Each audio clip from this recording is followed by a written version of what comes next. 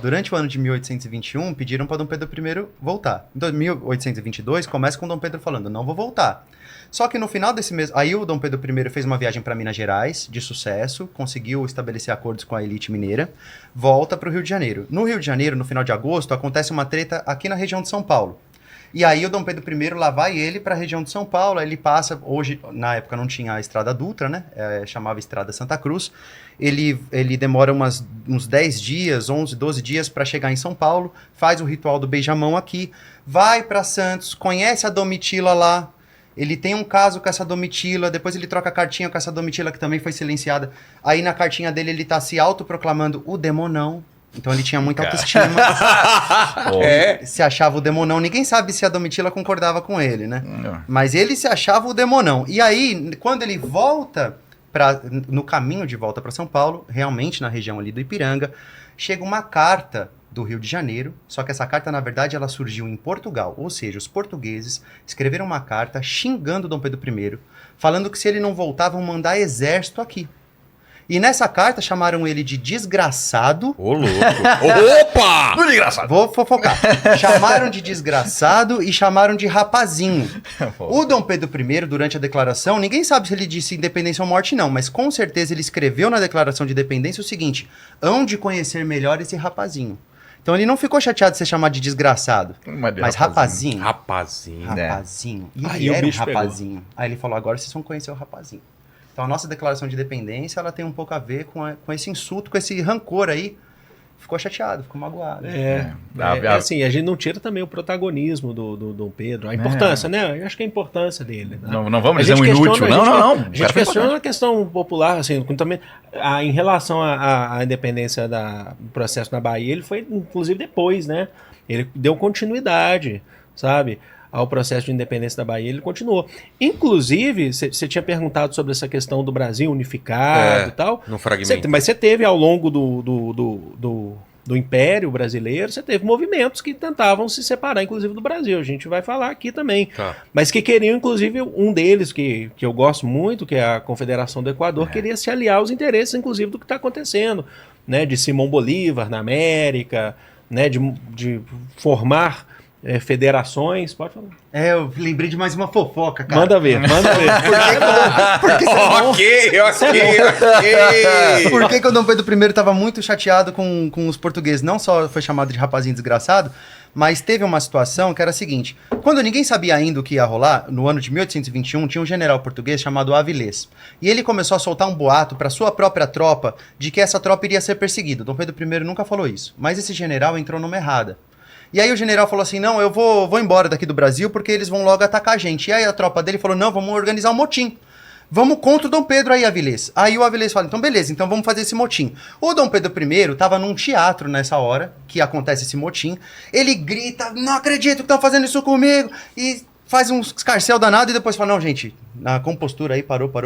Segue o teatro aí, segue o teatro que o espetáculo tá bonito, eu vou ali resolver um negócio. Quando eles chamam a tropa para poder bater na galera lá do general Avilés, ele chama 1.000 pessoas de São Paulo e ele consegue reunir ali próximo ao Rio de Janeiro mesmo 10.000 pessoas. Nessas 10.000 pessoas estavam mais pessoas não brancas do que brancas. Aí tudo bem, só para valorizar que realmente a gente não fala de quem a gente mais devia falar. Aí o Dom Pedro I estava chateado com esse general Avilés, foi lá expulsar o general Avilés. A família do Dom Pedro I, inclusive a Leopoldina, que estava grávida de 7 meses, de um bebezinho que iria se chamar José Carlos ou Zeca para os íntimos. Ela, na viagem apressada, teve que ir para Petrópolis, tal, na carruagem dela lá, saiu fora. E na pressa, naquela época, na estrutura da época, aparentemente esse perrengue atrapalhou o processo da gestação dela. E ela perdeu o bebê, depois de algumas semanas. E aí o Dom Pedro I nunca vai perdoar essa tropa do Avilés por causa disso. Essa tropa é expulsa do Brasil, passa na Bahia, depois vai para Portugal.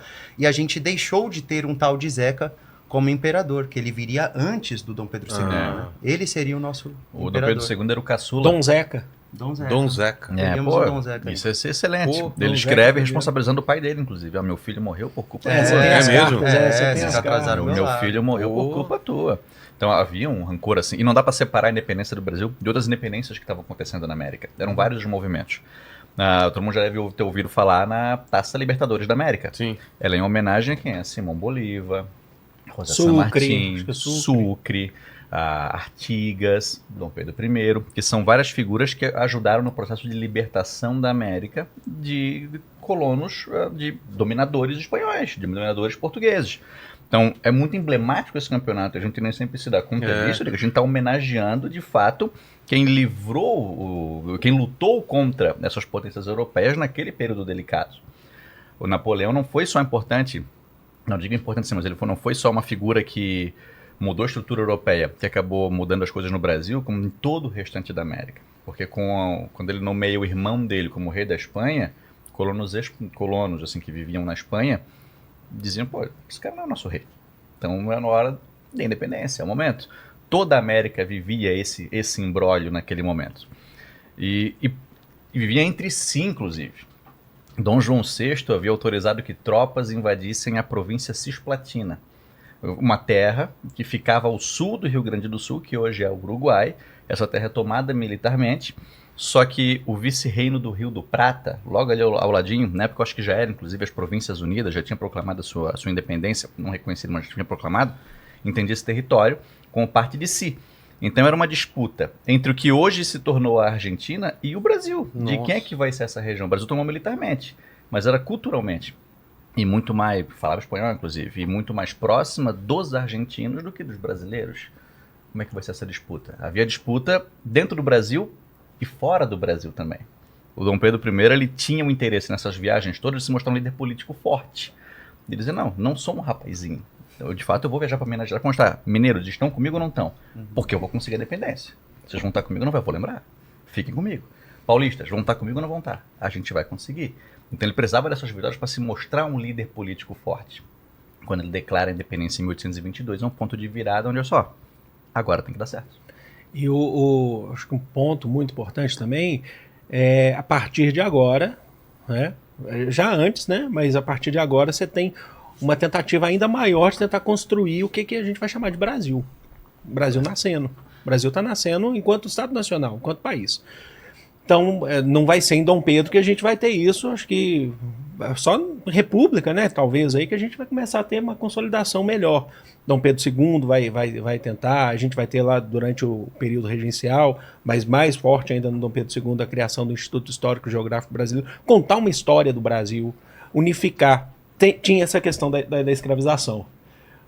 Mas como que todos são brasileiros? Espera aí, o senhor falava assim, mas eu sou senhor de escravizado, eu vou falar que eu sou brasileiro que nem ele.